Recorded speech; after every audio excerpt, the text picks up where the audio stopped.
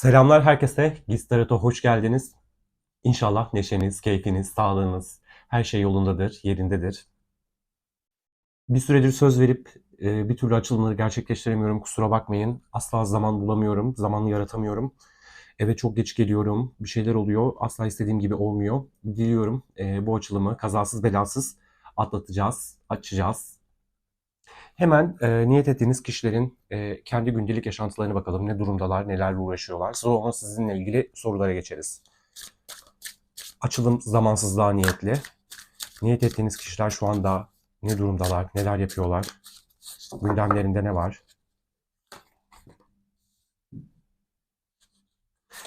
Herkesten gizledikleri bir motivasyon var belli ki ve şu anda bunun kaybını yaşadığı bir mesele olarak yansıyor. Bakın hem gizli motivasyon kartı hem de senin altında bir keşif kartı var. Muhtemelen herkesten gizli tutuyor bu onu harekete geçirecek motivasyonu. Yani bir sürü niyeti var ama sanki burada bu niyet tamamen kaybettiği bir konuyla alakalı gibi geliyor, görünüyor açıkçası. Sizi gözlemliyor olabilir. Belki hayatında kimseye çaktırmadığı bir şeyler var. Belli bir noktaya gelmiş olabilir, şey diyor olabilir. Ya ben her isteğimi her insana anlatıyordum. Bir şekilde isteklerim olmuyor. En azından bu kaybettiğim, yokluğunu hissettiğim noktayı kendi içimde tutayım ve onunla biraz onu biraz araştırayım, hakkında bilgiler edineyim ve belki böyle istediğim sonuca ulaşır gibi bir mesaj veriyor.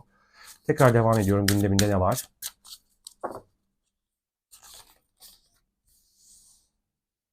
Hastalık kartına bir tane daha kart alacağım. İkiz Alev. Yalnızlık, hastalık pek de iyi bir noktadan geçmiyor. Belki bazıları gerçekten rahatsızdır, bir hastalık yaşıyordur ki mevsim geçişleri böyle bir şey de olması çok mümkün. Kişi şu an kabuğuna çekilmiş, yalnız görünüyor. Tarotla almak istiyorum şu an.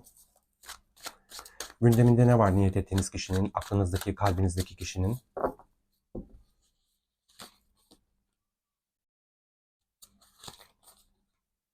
Bakın bu kaybı şifalandırmak istiyor. Dediğim gibi yine geçmiş hanesinde biraz nasıl harekete geçeceği konusunda ya da neyse bu artık gündemindeki mesele bunu nasıl iyileştirebileceğine dair pek bir fikri yokmuş. Ya da fikri varsa da o fikirleri bir görmezden gelmiş ama hali hazırda bu kaybettiğini düşündüğü şey neyse onunla ilgili bir şifada olmak istiyor. Ve biliyorsunuz denge kartı 9. evle alakalıdır ve burada ilahi olanla bütünleşmek vardır. Yani bu kaybın bir şekilde telafi olmasını istediği, şifalanmak istediği bir alandan geliyor. Dönüm noktası kartının üzerine gelecek. Evet bakın yani bir şansının tekrar olmasını istiyor. Bir şeyler umutlansın onun için. Yani kaybetme enerjisinden çıksın ya da kaybettiği bu şey neyse kendi içindeki o gizli motivasyonla bunu daha iyi bir hale getirsin istiyor. Birazcık da buraya Osho'dan destek almak istiyorum.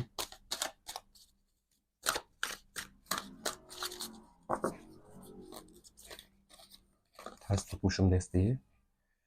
Tanıma, tanınma affedersiniz.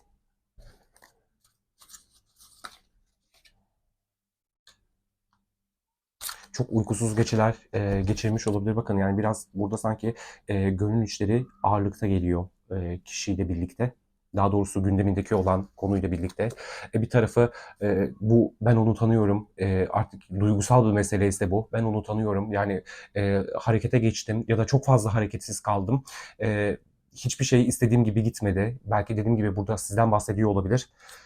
Hareketsiz kaldığı, hiç eylemde bulunmadığı, o ataleti kıramadığı şey neyse birazcık patlamış, elinde patlamış diyelim. Ve dediğim gibi bu araya giren zaman, çok fazla sabırda kaldığı mesele neyse artık bu ona hem uykusuz geceler yaşatmış hem belki dediğim gibi eğer burada bir kişiden bahsedecek olursak artık bir şeyler içelim, bir teklifte bulunalım diye olabilir. Çünkü bakın aptal yürek kartıyla ya bir taraftan hani harekete geç, belki bir tazelenme, ümit, güzel bir fırsatımız vardır dediği bir noktada geliyor. Hemen başka bir desteden şey soralım ya da bu desteden soralım duygusal hayatında. Sonra başka deste kullanırız. Peki kendi hayatında duygusal olarak ne durumda?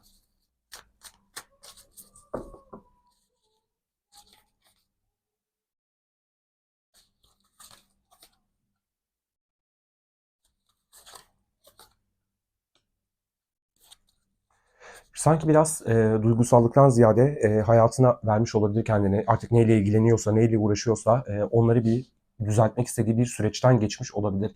Bakın tam da kaybetmek vardı alt tarafta. Şifa kartı geldi, üzerine ölüm kartı geldi. Şu an bitti mi bitmedi mi, bir eylemde olursam düzelip düzelmeyeceğini çok kestiremediği bir noktadan geliyor. Ölüm kartı sizi korkutmasın. Burada bakın yani bu şu özellikle gelecek hanesi o kadar güzel geliyor ki yıldız var orada, dönüm noktası kartı dediğim gibi güce gelip belki zamanında kalbini çok kırdığı, araya başka meseleler aldığı, sizin artık ona iyice bir set çektiğiniz, belki birazcık sizin de dilinizin ona karşı sertleştirdiği bir insansanız, eğer buraya siz yansıyorsanız sanki bir şeyleri telafi etmek istiyor ama önce benim maddi olarak belki güçlenmem gerekiyor ya da o kadar çok burada kupa dörtlüsü görmüştük. Çok hareketsizdim.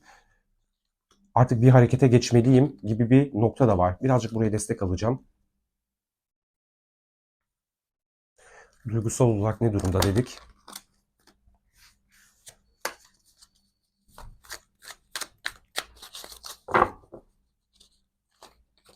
Bakın yani burada işten bahsetmiştim. Hala bana para para para diyor.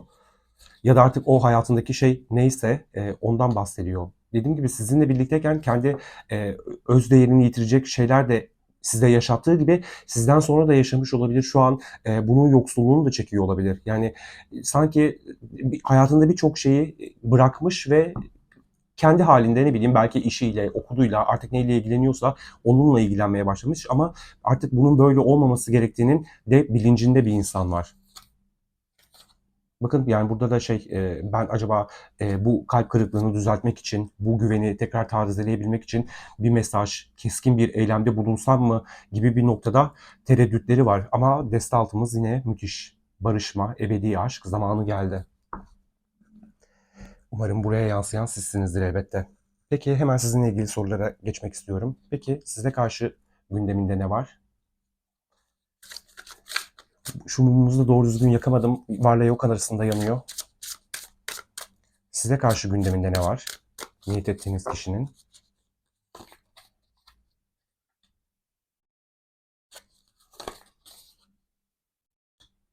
Acaba buradaki kendi kalbindeki olan kısımda sizinle mi ilgiliydi? Yine bir aslan vurgusu ve güç vurgusu var. Destenin altında da adalet kartını gördüm.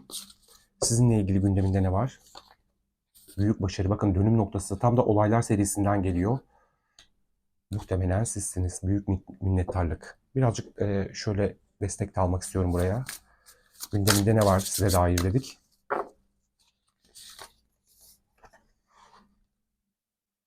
Dedikodu. Hadi bir tane daha alalım. Bakın hakkınızda bir şeyler öğrenmiş olabilir. Şurada çok kendini gösterdi ama bakalım mı? Mezar. Bakın orada da bir ölüm kartı gelmişti. Hakkınızda bir şeyler duymuş olabilir, gözlemlemiş olabilir ya da hiçbir şey yoksa bile kendi kendine düşünüyor olabilir. Ya biz gerçekten bitirdik mi ya da daha doğrusu o beni bitirdi mi gibi bir korku barındırıyor olabilir içinde size dair. Çünkü sanki eğer siz ondan sonra kendinizi toparlama konusunda en azından onu içinde yaşadığınız durumu ona çok lanse etmediyseniz, aktarmadıysanız sizin ya da anlattıysanız bile eğer çok zaman geçtiyse, çok da olmak zorunda değil yani. Eğer zaman geçtiyse tam artık eski alışkanlıklarınızı tekrarlamıyorsanız artık kendi öz değerinizde olduğunu düşünüyor olabilir. Sevdiğin kişi için değerlisin ve kıymetlisin diyor sizin için. Size dair gündeminde neler var dedik. İki kart geldi. Bakın ya bu kadar olur. İki kart birden geldi. Şurada bir kupa dörtlüsü vardı. İlk onun gündemindeki olan karta size dair gündeminde de kupa dörtlüsü geldi. Ve burada ne dedim? Siz ondan sonra toparladıysanız para kraliçesi. Yani tamamen size baktığı zaman daha böyle güvenli bir, korunaklı bir alanda görüyor olabilir sizi. O çok sağlamdı artık. Eskisi gibi benimle de uğraşmıyor. Daha da güce geldi dediği bir noktadan geçiyor olabilir.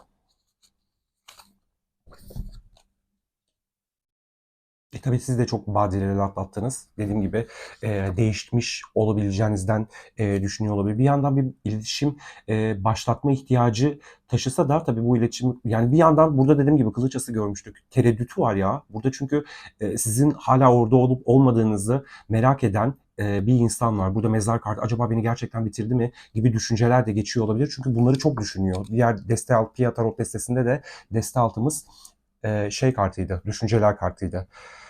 Size dair gündeminde neler var dedik.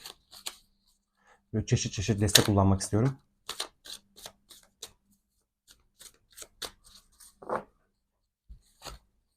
Hasretinizi çekiyor, elbette çeker. Daha doğrusu bir süre önce bir başlamış olabilir.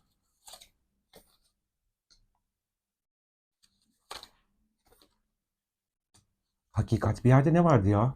Bir şeyi iyice anladığı gizli motivasyonlar kartından sonra mı? Bu arada bir şey söyledim. Bakın yani sizin hakkınızda bir gerçekle yüzleşmiş olabilir ya da e, çok fazla atıp tutmuş olabilir çevresindeki insanlara. Ne bileyim, ya da öyle bir eminlik taşıyordu ki içinde, o nasıl olsa gitmiyor. Bir şekilde ayrılmıyor benden ya da benim için uğraşıyor gibi bir noktaya geldiyse ve siz artık ona hiçbir şey yapmıyorsanız, mesaj atmıyorsanız, aramıyorsanız, sormuyorsanız, yani acınızı da, sevincinizi de, öfkenizi de kendi içinizde yaşıyorsanız, bununla ilgili hem size bir bağımlılık çalıştırıyor, bir türlü sizden kopamadığını düşünüyor. Bir yandan da diyor ki acaba o beni tamamen bitirdi mi?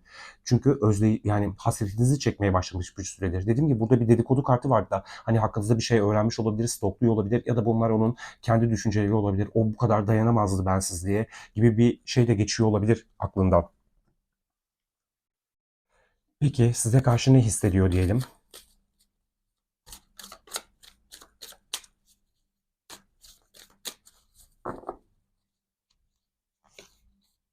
Bu kadar olur ya, ölüm kartı yani çok şey geliyor. Bak, eş zamanlı geliyor. Bakın kendi gündeminde ne vardı? Kupa dörtlüsü vardı. Sizinle ilgili gündeminde kupa dörtlüsü vardı. Kendi duygusal hayatında ne vardı? Ölüm kartı. Burada da yine yani size karşı hislerinde bir ölüm kartıyla geçmiş hanesinde açılış yapıyoruz. Araba kartı. Oh, büyük arkanaları yağdırdı. Kılıç beşlisi ve İmparatoriçe. Bakın dediğim gibi bunun yani sizin sessizliğinizin bir taktik olduğunu düşünüyor olabilir. Çok merak ettim altında ne var. Değnek Kraliçesi. Çok manidar geldi. Dediğim gibi zamanında çok eylemsel hareketlerde bulunuyorsanız ve artık bulunmuyorsanız, bu kişiyi bence tedirgin etmeye başlamış. Ya o gerçekten beni bitirmiş olabilir mi gibi bir düşünce geçiyor olabilir. Yani bir eylem e, niyeti var. Niyeti var görünüyor açıkçası. Çünkü araba kartı bize eylemlerden bahseder. Tamam, bir ikililik durumu vardır. Yapsam mı yapmasam mı gibi bir kararsızlık vardır ama bence araba kartından ziyade buradaki kılıç beşlisi birazcık işin ayarını bozuluyor diyebiliriz. Ama kesinlikle bir eyleme geçme isteği var. Çünkü yani bu kılıç beşlisi enerjisinde kalmak, ne bileyim arkadan iş çevirmek ya da ne bileyim kazandım mı kaybettim mi belli değil. Ama iki tarafında çok memnun olmadığı bir durum söz konusu. Ama sanki birazcık sizin taktik yaptığınızı düşünüyor olabilir.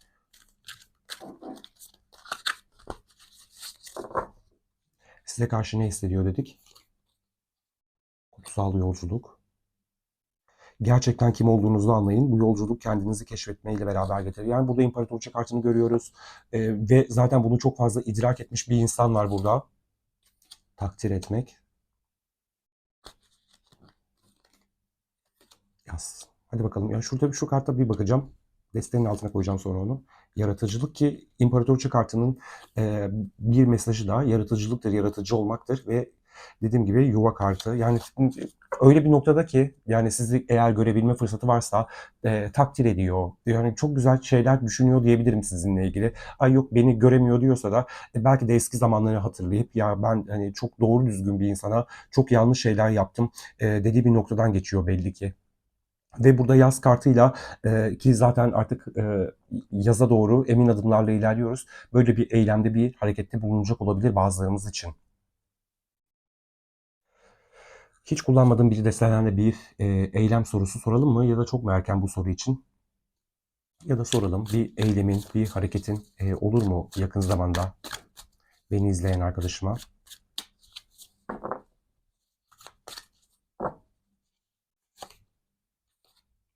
Ermiş kartı geçmiş hanesinde geldi. Değnek şövalyesi şu an.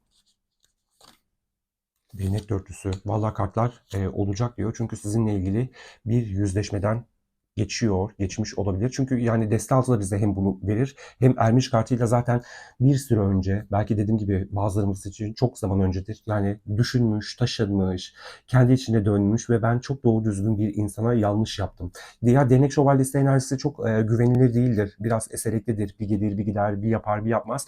Ama en nihayetinde umut ettiği şey sizinle bir arada olmak. Yani siz ona öyle güzel gelmişsiniz ki ve bunu çok uzun zamandır hissediyor görünüyor açıkçası. Ve burada bakın yıldız vardı, dönüm noktası vardı, başarı ile ilgili bir kart vardı, kılıç ası ve yine aynı haneye değnek dörtlüsü geldi. Tabii şimdi hep güzel kartları söylüyorsunuz o zaman. Az önce de oraya neydi? Kılıç beşlisi de geldi diyebiliriz ama ben o kılıç beşlisi enerjisini böyle hala saçma sapan şeyler, niyetler içerisinde demek istemiyorum. Çünkü dedim yani sizi biraz taktiksel görüyor gibi geldi bana orada o kısımda.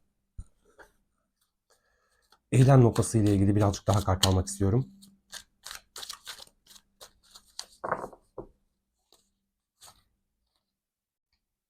Beklenmeyeni beklemeye hazır olun çünkü bir şeyler mayalanıyor ve ivme kazanıyor. Çünkü Ermiş kartından gerçekten kendi içine dönüp sorgulamak vardır. Bayağı sorgulamak vardır. Öyle bir sorgularsınız ki böyle hayattan elinizi eteğinizi çekersiniz. Belki birçoğunuz aşk acısıyla birlikte tam olarak öyle bir noktaya gelmiş olabilir. Yani tek aktiviteniz video izlemek falandı belki de.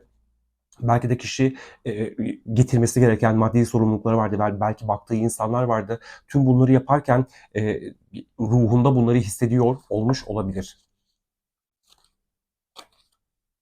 Bilinmeyen onu korkutuyor. Hayatınıza getirdiği bereketi görüyor ama yanılmış olmaktan korkuyor. Bakın araya yine bir kart karışmış ve kartı görüyor musunuz? Ama bir tane daha alacağım. Şimdi bazı arkadaşlarımız şey diyebilir. Yani koskocaman destenin içine geri dönüş kartını da sokuşturmuş olabilirsin. İnanın öyle bir durum söz konusu değil. Ama vallahi geri dönüş kartı geldi. Bir de üzerine hemen bir tane daha almak istiyorum. Aradığınız cevaplar geliyor ancak cevaplar geldiğinde çok geç olmuş olabilir ya da yolunuza çoktan devam etmiş olabilirsiniz. Bilmiyorum belki de bazılarımız için bu kişiler gelecekte bir gün ya da belki ansızın bir anda gelecek olabilir ve siz hani e, bazılarımız da bir yüzleşme bekliyordur. Belki son söyledikleri vardır ve artık çok geç diyecek olabilirsiniz. Dediğim gibi asla bu kartı buraya koymadım ve görmek çok güzel oldu. Alt tarafta da bir ateşli kalp. Onun kalbini ateşe verdiniz. Ruhunda sürekli yanan, söndürülemeyen bir ateş yaktınız diyor. Peki şu ay kehanetlerinden de bir tane almak istiyorum. Olası süreç için. Bakın yine araya bir kart katmış ya bunu da çok merak ettim. Bölünmüş enerji. Ben bunları nasıl toplayamamışım? Desteği de göremiyorum. Şöyle koyalım. Ay kehanetleri kartından da bir tane almak istiyorum eylem noktası için.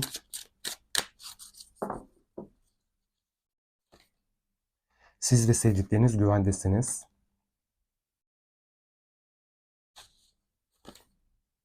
Çok çalışmanızın karşılığı veriliyor. Belki bu süre boyunca çok fazla hani ne bileyim başlarda çok acı çektiniz. Sonra asıl yatırımın kendimiz olduğumuzu ben kendimi şifalandırırsam o da şifalandırır kendini bir şekilde dediyseniz eğer çünkü burada bir ikiz alev muhabbeti de vardı. Kartı da gelmişti. Ki böyle olur. Böyle de olmalı. Yani evet aşk acısı çekiyoruz. Canımız çok yanıyor. Ama öyle bir acıya düşüyoruz ki yani kendi sorumluluklarımızdan ziyade kişinin dönmesine, bazı noktalara öyle bir takılıyoruz ki atlıyoruz her şeyi. Hepimiz yaşadık. Ben de yaşadım. Ben de geçtim bundan. Lütfen siz olun. Ee, Böyle şeyler yapmayın. Yapın ama ya da ne bileyim kararında yapın. Çünkü hayatınız geri gelmeyecek ya. Son bir tane daha almak istiyorum. Korkularınızı ele alın. Bakın hala bu süreçte gelir mi, gider mi gibi düşünceleriniz olmasın. Yani siz emin adımlarla kendi hayatınıza odaklanırsanız, yani o içinizdeki acı, birçok şey değişirse inanın kişiler de değişir. Belki de değişmez. Yani Allah bilir elbette. Ama siz aynı kişi olmayacaksınız en nihayetinde. Peki kartlar size bu insana dair bir şey söylesin ama tabii şu şurada kalsın. Bu soruyu sormadan önce şey de soralım. Peki siz ne yapmalısınız?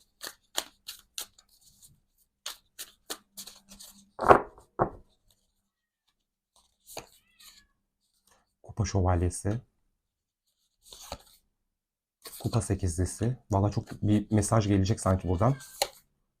Kupa üçlüsü. Bakın zaten siz zamanında sevgi dolu adımlarla kişiye gittiyseniz ve her seferinde bu gidiş bir hüsranla sonuçlandıysa, ne bileyim tek yani gittiğinizde pişman olmuş olabilirsiniz. Siz duygularınızı aştıkça kişi kaçmış olabilir.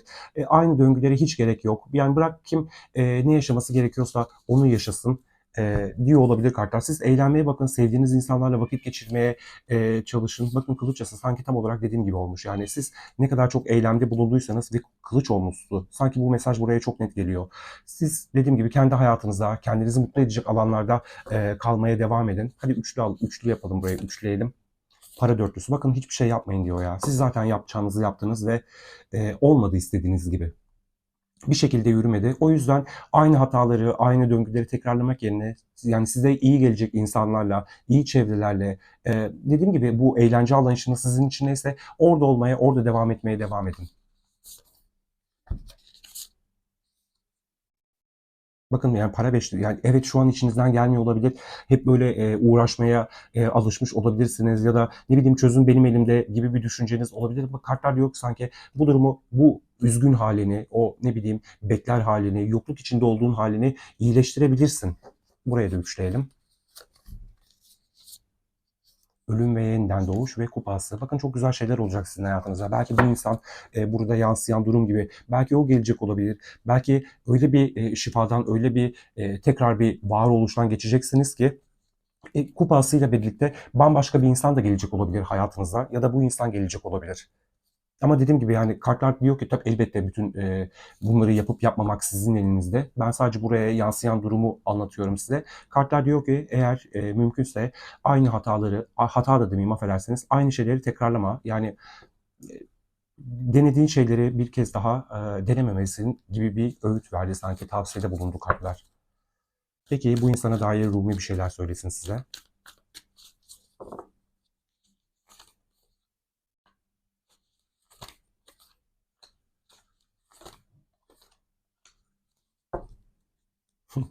Özlem içerisinde dediğim gibi bazılarımız belki bir süre önce adım atmış olabilirler.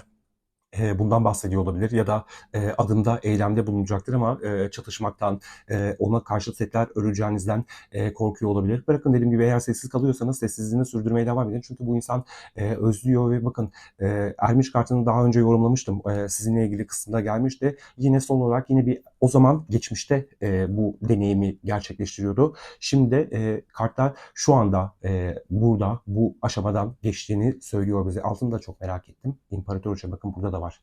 Yani kimi kaybettiğini idrak ettiği bir evreden geçiyor gibi görünüyor.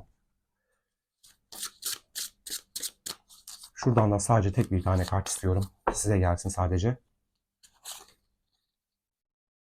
Kim olduğunu unutmadan anı gerçekten yaşayarak kendini evrenin bereketine aç. Buyurun az önce dediğim yorumun aynısı. Lütfen yaşadıklarınızı, acılarınızı hiç unutmayın diyorum. Tabii ki acıları inşallah unutursunuz.